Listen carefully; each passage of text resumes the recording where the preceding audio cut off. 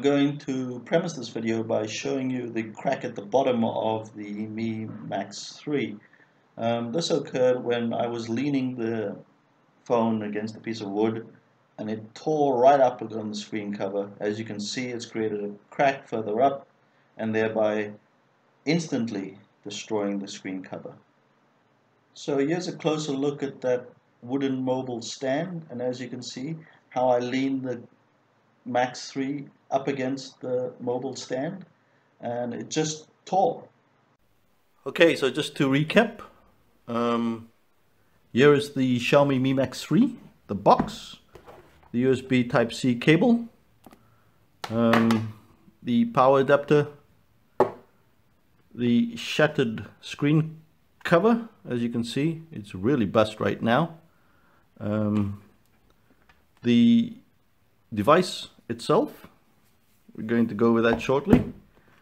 The back case that was free, and here's the wooden stand that shattered the screen cover, and in that corner is the T. So Josh Figaro can see that we do have T on this show. The Xiaomi Mi Max 3, which is the successor to the Mi Max 2, was released on July of 2018 by Xiaomi, which is a Beijing-based software and hardware company. Yep, they do hardware and software. Actually, they do everything. Now, this is not to be confused with the Mi Mix 3, which is also being released. And the Mi Mix 3, the specs on that is much better than the Mi Max 3. That's because this is a lower end device, but it has a lot of good features that I'm sure some of you would appreciate, and that's what we're going to cover today. Alright, so I bought this phone at the Xiaomi store in Taipei, and I think if you saw some of my previous videos, I went to the store and I showed you around the place. It's quite a nice modern place nonetheless, but this is focused on the Mi Max 3. Now, I bought this phone for $262. It's a really good price for a phone that's spec'd out with all these features. And during this video, I'm going to give you a brief overview of this phone, and then some. I'm going to highlight some of the external features about the phone, and I'm going to give it a dumpling score from 1 to 10. No, it's not something you're going to eat, but the score is an idea of the usefulness of the phone to some of you guys out there if you're interested in understanding something more about the phone. During this video, I'll be playing some little extra videos too, which you can see some of the features of the phone, but this is some of the main highlights. So for more on my thoughts on this phone and other gadgets that we review, you can go to www.androiddumpling.com, where I've compiled some blog posts, and depending on my time constraints, there are some reviews and opinions. So let's get straight into it, and let's talk about the external parts of the phone first. Okay, so we're just going to push some of the things aside, and we don't need the box anymore, we don't need the crappy case anymore. Sorry, we do need the case to show you, but the screen cover, I guess because of that bad look on it, I don't think we'll need that. The T, well, you know what that's for. And let's go over it first. Alright, so with this product you get the case. It's a plasticky type metallic looking case. There's a hole for the fingerprint reader, and there's a hole for the camera, and at the bottom it's completely smooth, so if you need to recharge the device, it's not a problem. Okay, in the inside, it's got this kind of velvety feel about it. As you can see, it's velvety. And then, of course, there's, if you can see clearly, I'll just try and bring it up to the camera. There's the Mi logo, but you can't see that clearly. But anyway, we'll put that aside for now. Look at the phone. Let's grab it out of this wooden stand. Okay, so you have a height of 176 millimeters.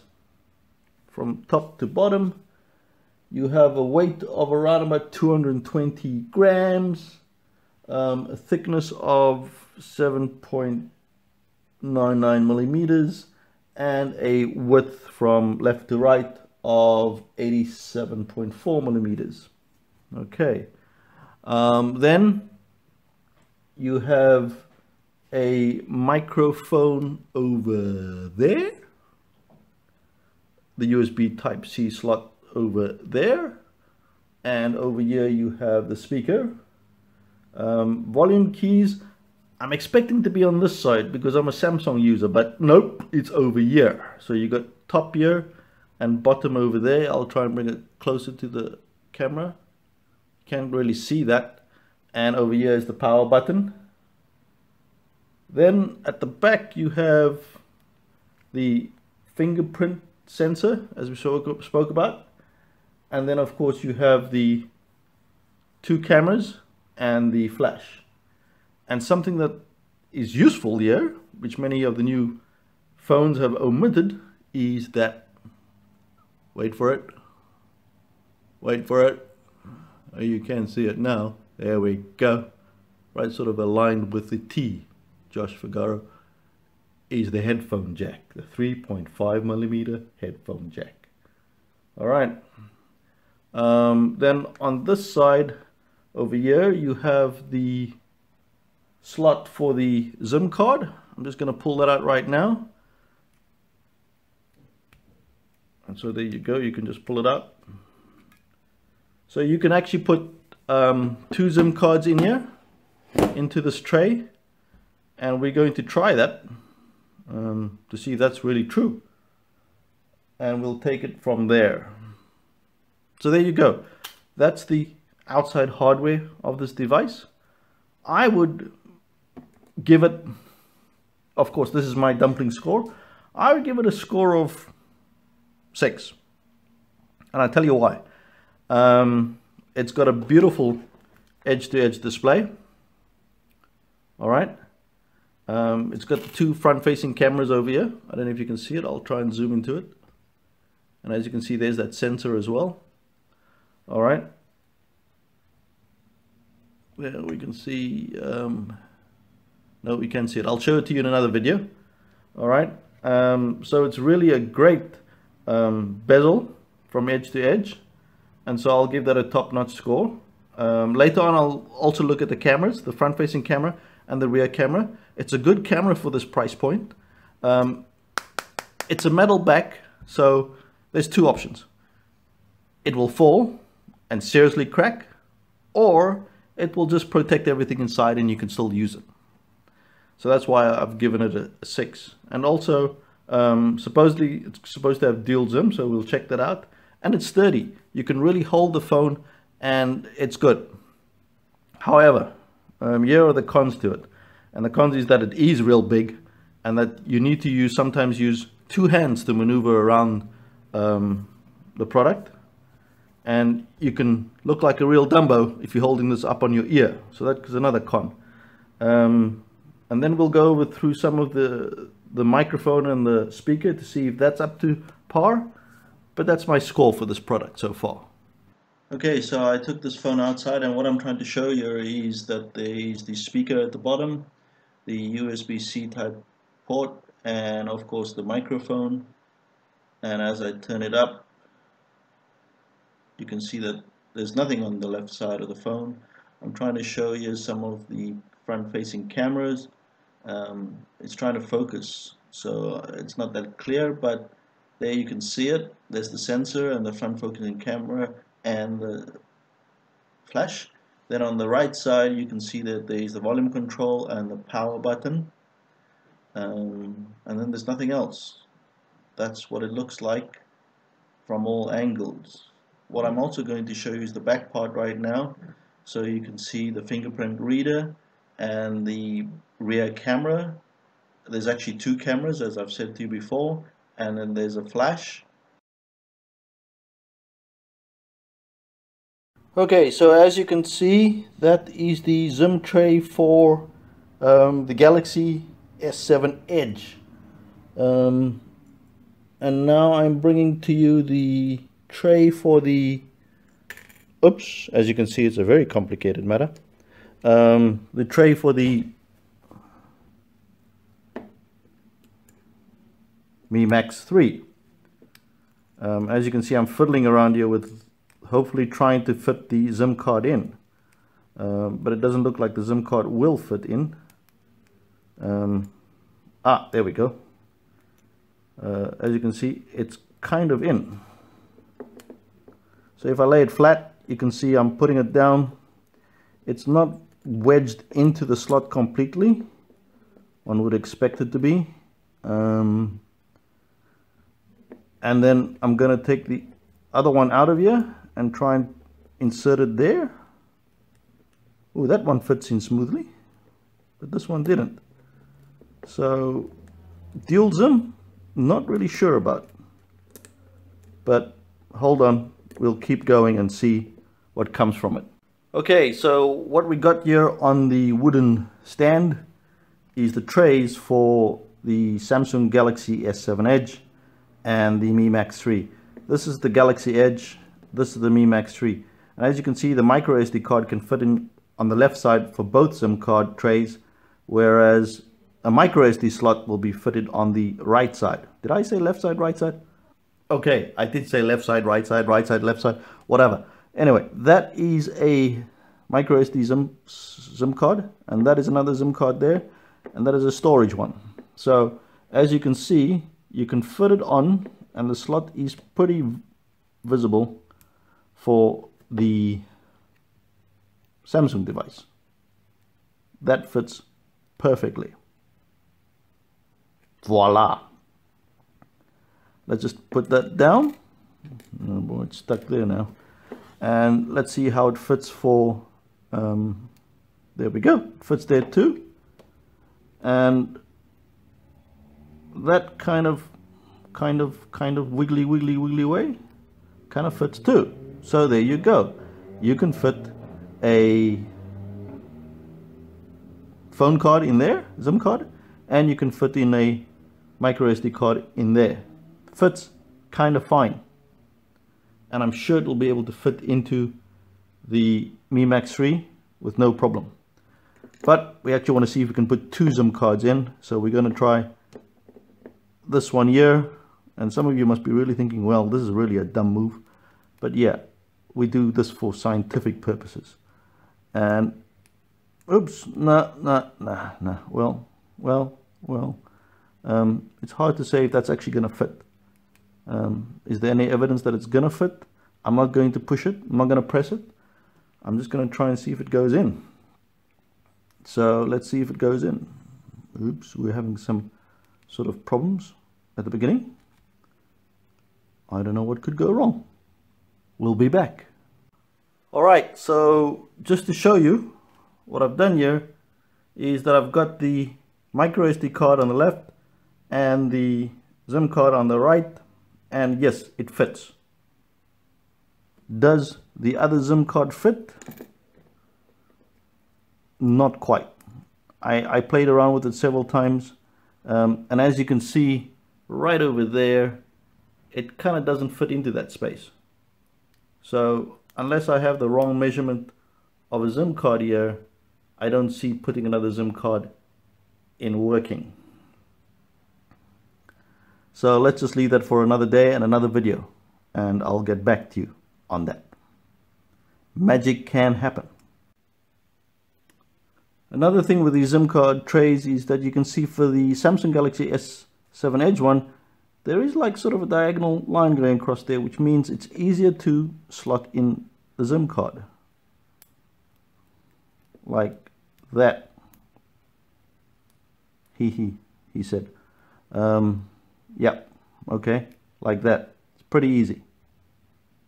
But to slot it in the same different tray on the Samsung, on the Mi Max 3, I'm supposedly thinking that it would go there, but there's no diagonal widget there to sort of let it slide in neatly, so you have to play around with it. For the experts, I would think it's easy. For the guy at home, it would take some fiddling around, as you can see, and I am the Android dumpling guy at home. Okay, so stay tuned for this. I'm not giving it a big dumpling score. It's a 4 out of 10 for me. Folks, so remember that miracle I told you about? I'm just going to explain what I did. As you can see here, that's the SIM pin. This is another SIM card I had, and I thought that this SIM card was a 4G SIM card, because that's what the carrier told me it was. And of course you can see it's got the diagonal kind of slit there. But anyway, this one is that size big, or that size small. Here is the Samsung slot for the 4G on the left and the micro SD on the right. But that's for the Galaxy S7 Edge. In comes the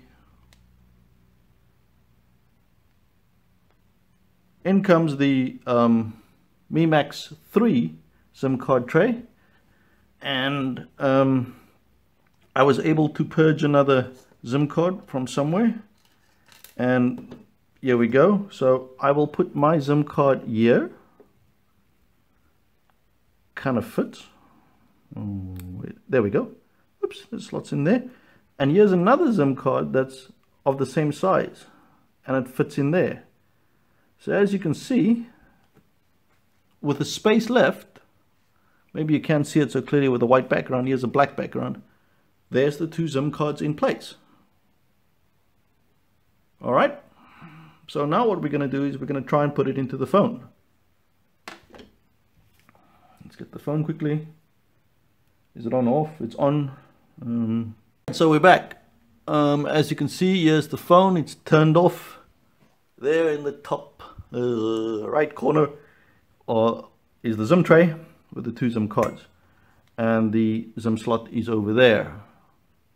There you can see. So anyway, what we're going to do is we're going to try and maneuver that SIM tray into the slot. So let's make some room here. See how handy that that wooden stand is, hey? Alright, so we're going to slot the two SIM cards in here. Let's see if it works. Oops. There we go. It's actually going in. There we go. It's going in. So let's turn this baby on and see if I can recognize the two SIM cards. Alright, we're back. So as you can see, I will try and zoom in here, but both SIM cards are in now and both are working. I will just try and bring it up here for you to see. There you go. You can see there's signals from the same carrier. One's in 3G mode, the other one's in 4G mode. It's visible right there, and just to make sure that you can see it clearly, I'm going to go into the settings to show you how this is set up. So we just scroll down there, get into settings, and go into SIM cards and mobile networks, and there we go. You can see the dual 4G allow 4G connectivity. I'll just bring it up here. Dual 4G allow 4G connectivity for both SIM slots. That was the T that was affecting my pronunciation there for a sec. But anyway, you just turn it on, and now you will notice as I come over here, there is 4G on both SIM cards. Magic. Now another feature as well is that you can set the use mobile data during VoLTE calls on secondary SIM. I'll cover that in another video for now, but there you go. Both SIM cards are working on one phone. Alright, so to just go a little bit more in depth, you've got now mobile data coming in on both SIM cards, as you can see right here. You can also see that it's mobile data there is turned on, and you can also see that the dual 4G, which allows connectivity for both SIM slots, is turned on. And now for more power, use the mobile data during VoLTE calls on the secondary SIM card. I just switch that on and it will come up with a warning that says your device will connect to a mobile data network using the secondary SIM during ongoing VoLTE calls. This may generate additional data fees. Oops! Contact your local carrier for details about your data plan. And I'll go okay ahead of that. And there we go. VoLTE on one of the secondary cards. I'll go into that in another video. Alright, so in this section we're going to look at just some of the quirks and features of the phone. Of course, here's the volume controls and the power button, and actually for this price point it's a pretty sturdy volume control and power button, so that's a plus for the device. And I think what I'm going to show you here is that it has two great things on top. Like I showed you before, it has the headphone jack, and I think this is the IR sensor. So we're first going to look at the headphone jack. I've got a set of headphones here from the Samsung device. I'm going to stick it in to see how it actually fits in. And if you can look at it, yep, it kind of fits quite well. Let's give it a listen to. I don't want to play any copyright stuff, but let's see what YouTube might sound like. Okay, apart from all the kiddie stuff on here and other languages, I'm going to choose Warm by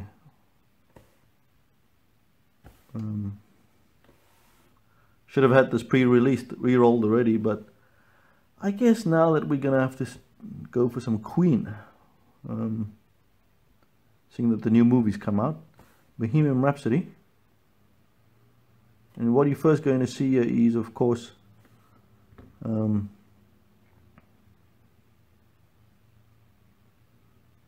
alright, so the video is playing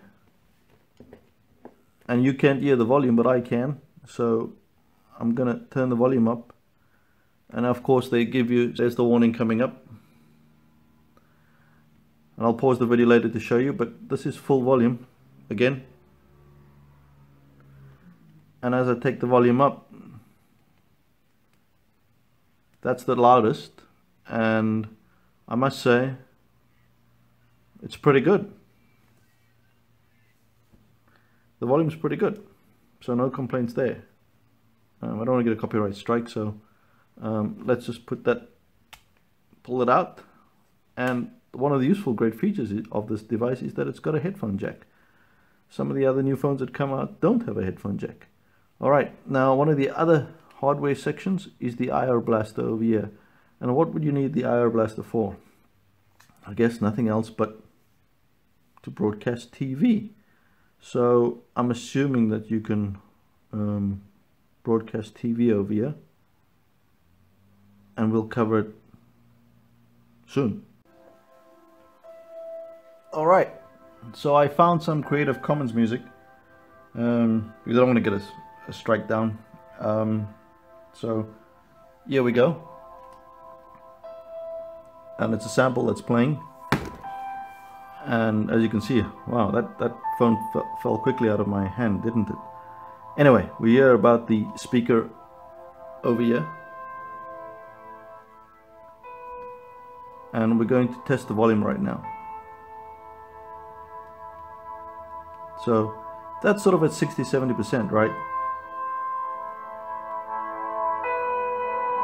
That's at 100%. I think for the price point that you get for this phone, that speaker is pretty good. Yes, it's not perfect.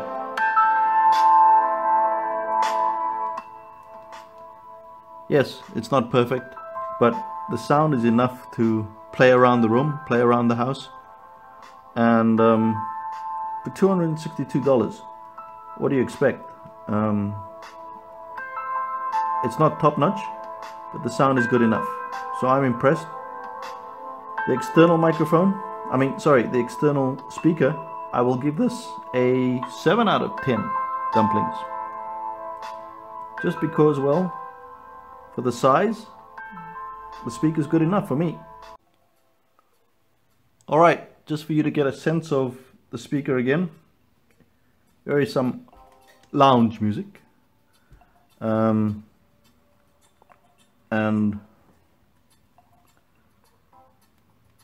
that's at around about 50%, 60, 65, 70. I'll put it closer to the microphone so you can hear. 80, 90, 95, and that's 100.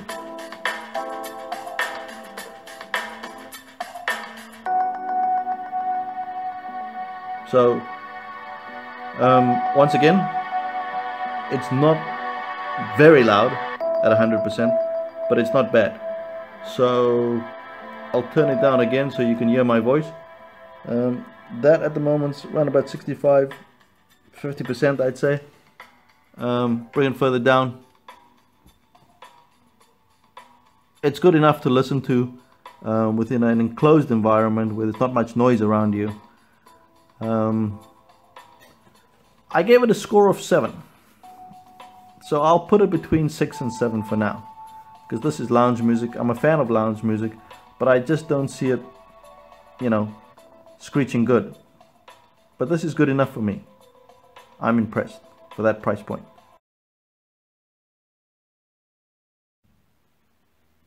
Alright, so the next thing I want to talk about is the USB Type-C at the bottom. The cable fits kind of neatly from any angle into the slot,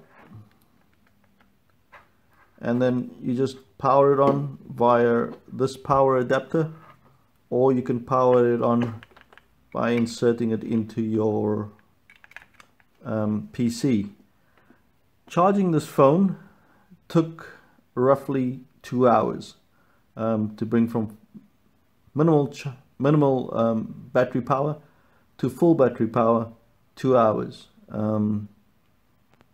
I would say that'd be normal for a phone this size, but you've got to understand it's a 5500 milliamp battery. It's a big battery, so it would take between 2 to 2.5 hours to charge fully. Again, I will discuss the battery later, but I think the battery is big for this size and it should last a long time. I will give my feeling about that later, but what we're talking about now is the USB Type-C charging for 2 to 2.5 hours. That deserves 5 dumplings on my side.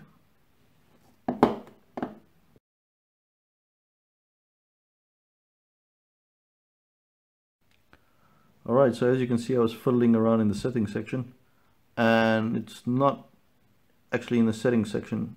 Here is the Mi Remote. So what the Mi Remote allows you to do is to set up your TV with your device, and that's what we're going to look at right now. Here's a closer look at it. There's an image of your TV, your cell phone, and the place where you add your remote. Or you could add your remote there. Okay, to use the IR blaster, which is over there on top of the phone, you have to go into the software and click the Mi Remote icon like that. Then you got to add a device like that. Amongst all the devices, there is a Mi TV box, a TV, the AC, the fan, the smart box, the AV receiver, the DVD player, projector, Chinese satellite TV, and a camera. We're going to try the TV, and we're going to scroll through the brands that they have here. We have a Sharp, so it's this one over here. And now they want you to point the remote at the TV and tap the button to make sure TV responds. So let's try this. We're pointing it there and bam. Well, it has responded. It switched the TV off. Let's say now it's asking, does the device turn on off? And we're going to say yes. Then they want you to point the remote at the TV and tap the button to make sure TV responds for a menu. I'm going to do that.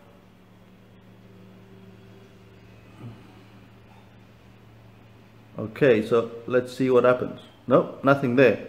But it would help if we turn the TV back on, right? So let's turn the TV on. So we've been able to turn it on using that top button on the left there. Let's see if we get the menu. So let's try again the menu. And there you go. The TV's got the menu. So yes, we'll click yes. And there we have the instructions that tells you the device name and that it's paired. So the IR blaster at the top of your Mi Max 3 is working.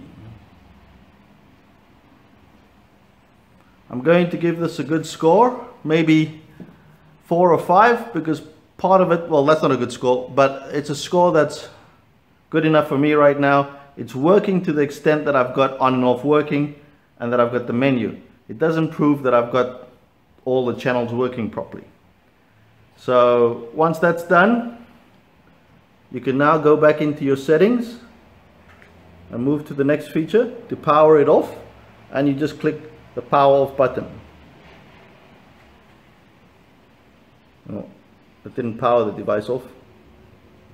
There you go. So it's got limited features and functions. So that's why I only give it a 4 to 5 score.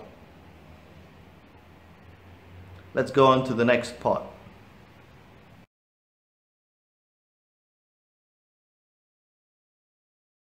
Okay, so next up we're going to cover the fingerprint reader and the face scanner. To do that, I've decided to reset the phone. So we just go into settings, more, no, sorry, not that more. Scroll down to additional settings, scroll further down to backup and reset, and we go to factory data reset, and they say all files on the phone, blah blah blah blah blah, formatting will erase data on the SD card, blah blah blah blah. Yep, do that and reset the phone. Confirm the password. I'm just going to move the phone aside here so I can enter my password.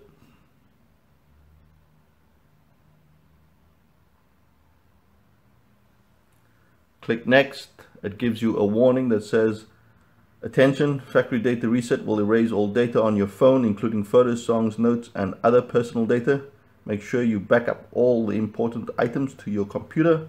I'm going ahead with next. Okay, so the system is going to factory reset. I think all of you have been through a factory reset before. Let's see how good this factory reset is. Okay, so here we go. It says just a second. Set up password, and here you can see they've got fingerprint and only screen lock. If you can see that, here we go. Set password, fingerprint and only screen lock. It was with facial scan last time and screen lock, but we're going to try fingerprint this time. So let's move that aside and try fingerprint. So how to add a fingerprint? Set the screen lock before adding your fingerprint. So I'm going to do it via a password or a pin or a pattern. I'm just going to use an easy pattern here. And then it says, remember your password, remember your lock screen password. If you forget it, you'll have to erase all data on your device, including photos and contacts, and then set a new one. So we just say we got that. And let's just choose a quick, easy pattern. And then we have to confirm it again. Click confirm. Now it says add your fingerprint. Place your finger on the sensor.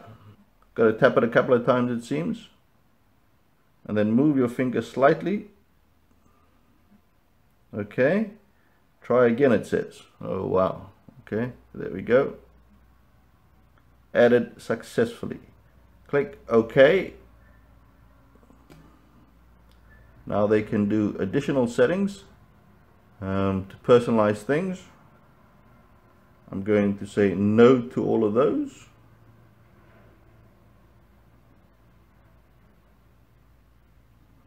And go for the next one. And we're just going to choose a theme which is default. Next. And setup is complete. So then it will load the apps. There we go. And there you get the front screen with all the default software. Now the time here is 12:06. That is wrong because it's 10:48. So I'm going to have to adjust the time on that, but there we go. So the main purpose behind this video is to test the fingerprint scanner. We're going to lock the phone, change our hand again. As you can see, the fingerprint sensor is over there and the phone's unlocked. Alright, demo again. That's how fast the fingerprint scanner is. I've locked it again. Here's my finger. Here's my finger. And I'm going to put it at the back now. And look how quickly it is to unlock. So there we go. The fingerprint reader is working. Albeit at some installation process, but it's fast. Okay, so as you can see, the phone is locked right here. If I click the power on button, you would see that the screen comes up. So it says here at the bottom, swipe to unlock. I swipe, and now I can either use my finger or I can use the pattern. So let me try this first with the pattern. And then it didn't unlock because I used the wrong pattern. Try again. See, it's very sensitive. So if immediately I type in the wrong pattern, then it's not going to work. So trying again.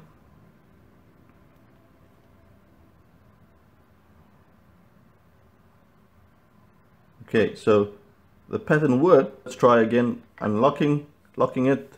Try it with the finger.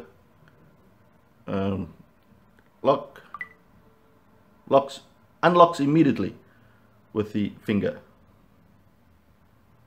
Again, there we go.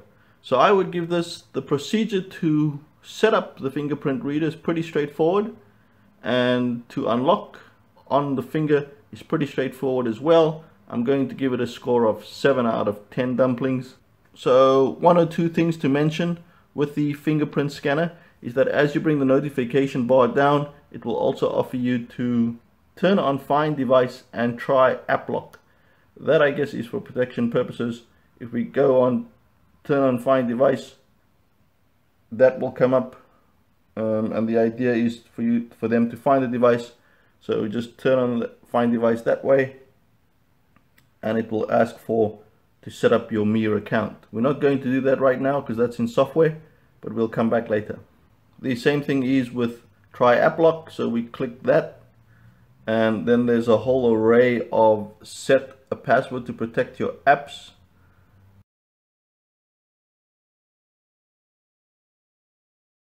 Okay, so now we're going to try setting up the face scanning to see how good that is. I would suppose that we would have to go into settings to do that. Scroll up to or down to lock screen and password, add face data, which is over here. So it's asked me to confirm my pattern first, so I'm going to enter my pattern. Then it says security issues. Face unlock is less secure than a PIN password or a pattern. Your device might be unlocked with your photo as well as by people or objects with similar appearances. Make sure all parts of your face aren't covered by objects and are clearly visible.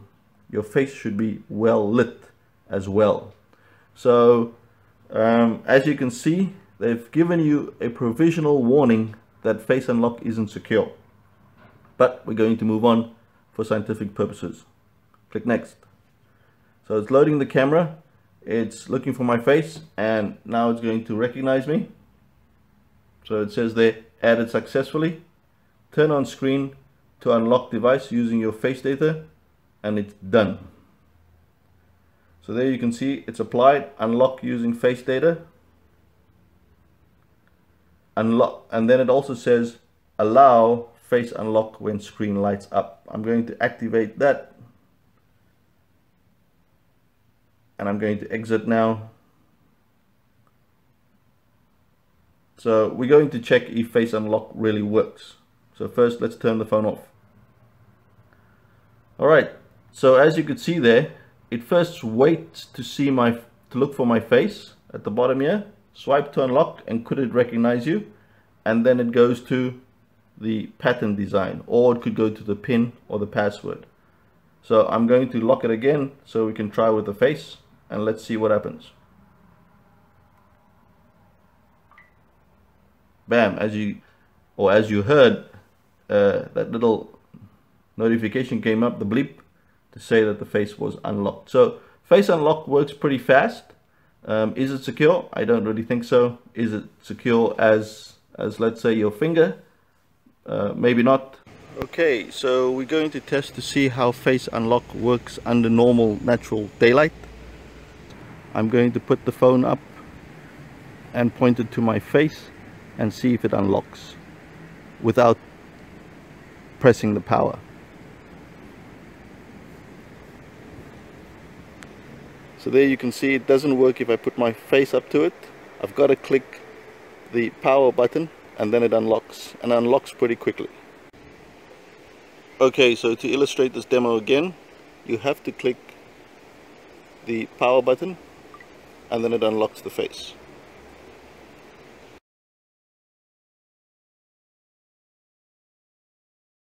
Okay, so what the phone allows you to do, it allows you to capture short films, short video, and then video, and then photos, and then portrait, and then square, panoramic, and manual.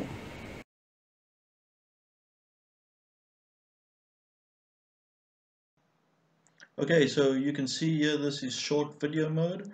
It's just a short video burst for only something like 15 seconds.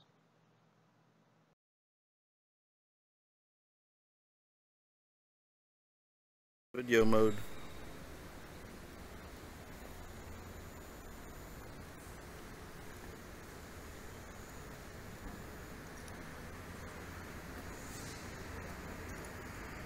Setting it up that way.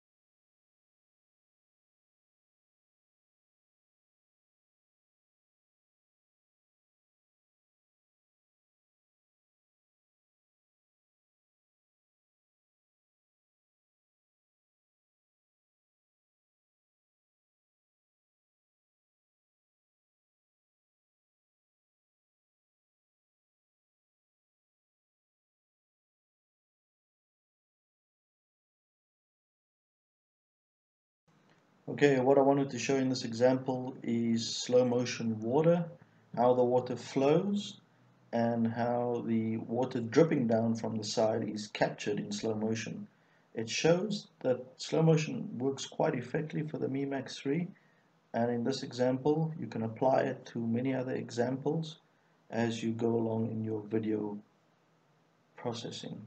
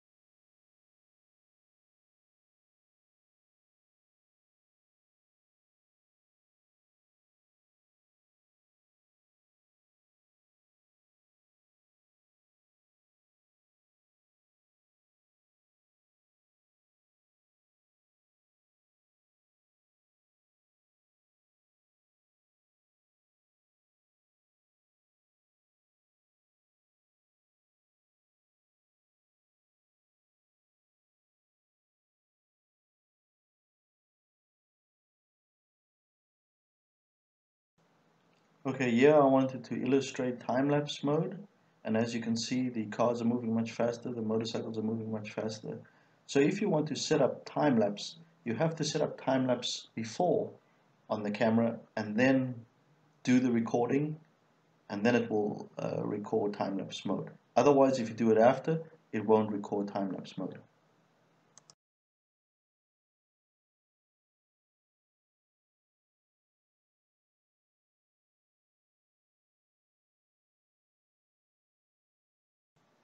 Alright, so yeah, I wanted to display Steadycam mode. I'm walking up the sidewalk of the building here, and in the distance you can see a chimney. But the chimney will sort of fade as we move closer to it, and I can't explain why that's happening. But the idea behind this video is to show you the Steadycam mode. I'm not using a gimbal, I'm just walking up the stairway or the walkway, and it's quite steady. I don't have to shake, move my hand in any way. I just kept my hand steady on the phone and it worked. So I'm quite impressed with the performance of this camera in video mode. I will give it a good 7 out of 10 dumplings.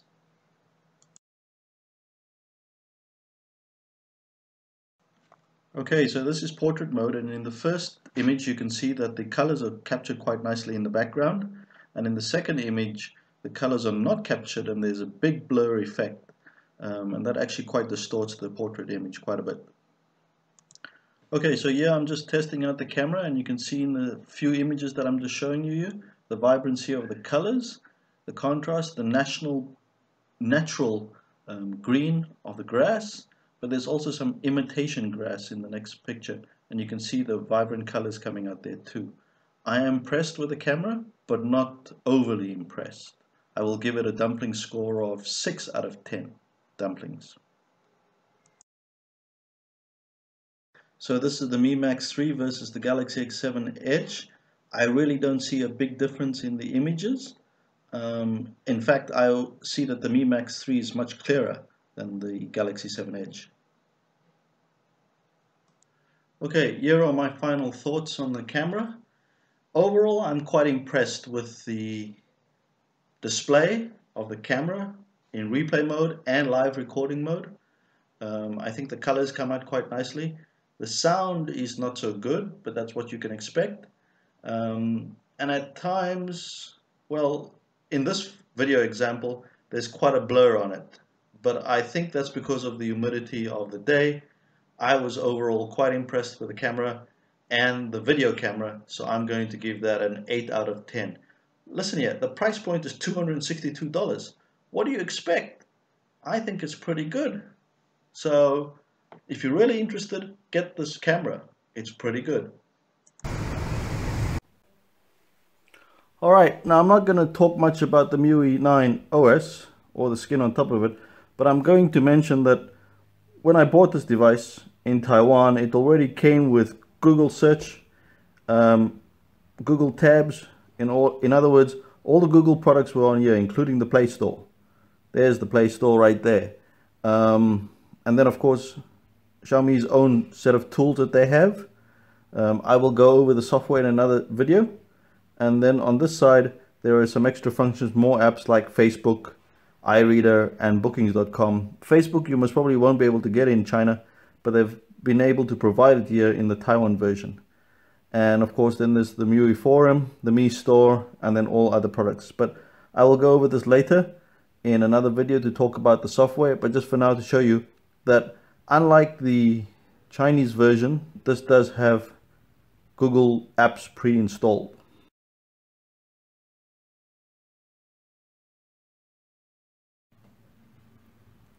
One of the reasons for getting a phone of this size is to ensure that you can have good gameplay. I've illustrated to you and shown you the screen, video on the screen.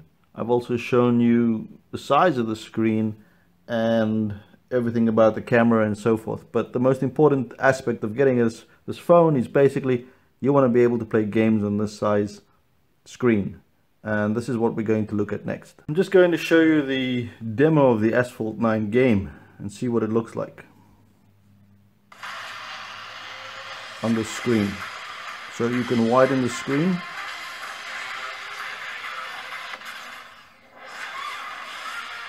You can see I try to close my hand there with the sound, and that's without closing it. Usually what you can do is you can zoom it in and zoom out and you'll get full screen, but with this demo it seemed like that's not possible.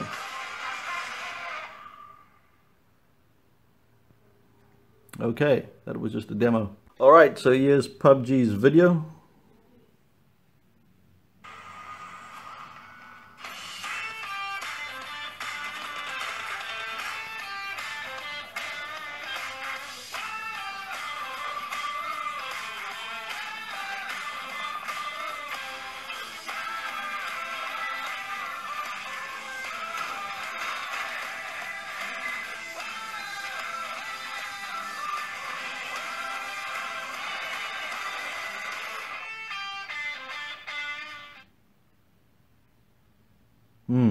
Interesting. Can't play the game apparently. So I was able to download this game, Asphalt 9. Let's just open it.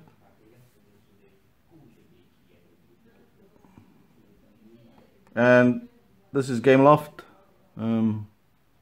And I've played the games many years ago, but I haven't played this Asphalt 9 one before. As you can see, it really fits up the entire pixel size of the screen, and it looks good. Here's a close-up.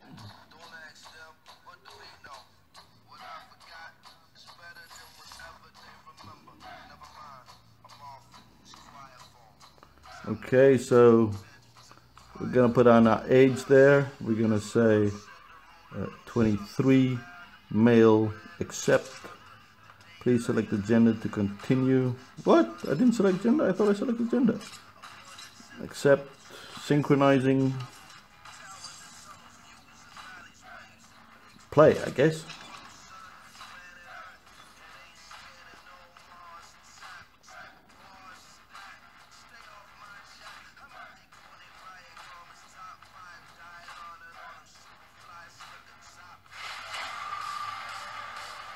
This is the intro of the game, I'm guessing.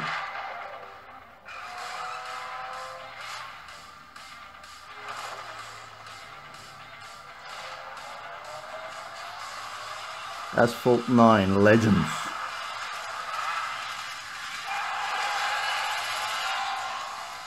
So the demo looks pretty good on here.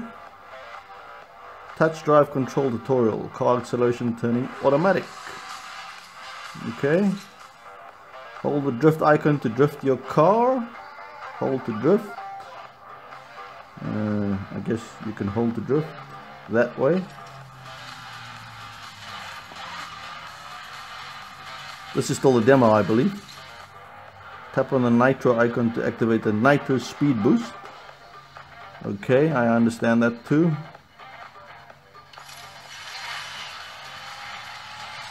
I guess you can tap pretty fastly. Ooh. There's the nitro mode. These icons show possible options you can choose. Oh wow. Okay, the blue path is now selected. The problem is swipe right to select the right path. Alright, so here we go. We're going to select the right path. And that gives me further instructions.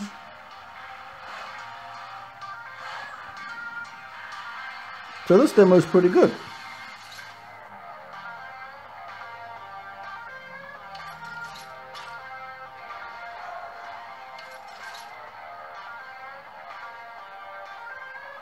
Okay, let's try the swipe left. Wow, that's really something. So I'm gonna go for this. Oh, it's really moving right now. It's not that I'm not interested. Damn, man, I haven't played in ages. Oh, I missed that one.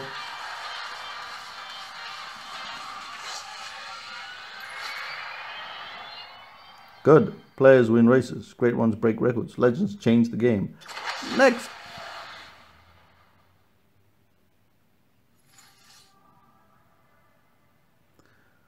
Okay, full manual, huh? You receive these cards, okay. Ready to unlock car. This looks like a Mitsubishi Lancer.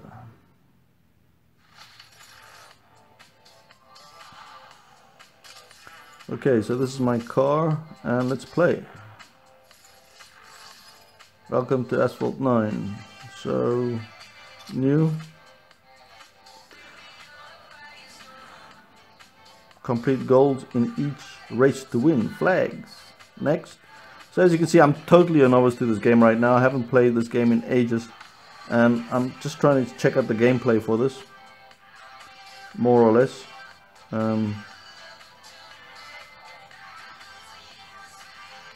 I think I'll have to try and play the game, right? So that's my car.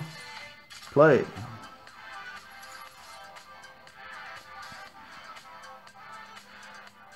So I guess it's synchronizing right now. And it's ready for me to try and enjoy the game. Race goals, finish in position 3 or better. Now, I don't know how that's going to happen because I've never played the game before. But anyway, here goes.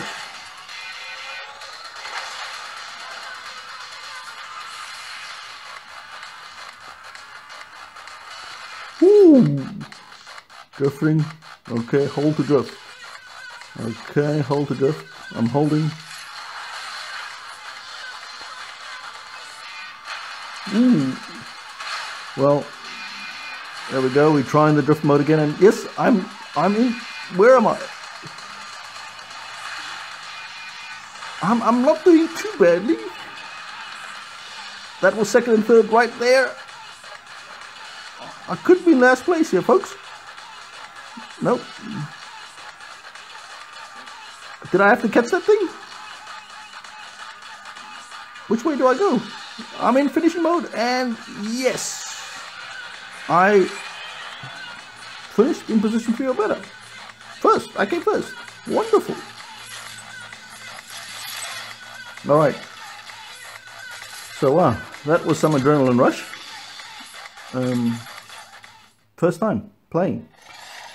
I'm now onto a BMW, I think. Wow, Z4. What a terrible car. Okay, so we're going to hold the recording here for a while. My final thoughts on the Mi Max 3 is that it is a good budgeted phone. I would use it as a backup phone to play games and watch videos on. I would definitely recommend this to friends. I give it a score of 6 out of 10 dumplings, and I ask you to like and subscribe and share this video, and we'll see you next time on androiddumpling.com. Bye for now.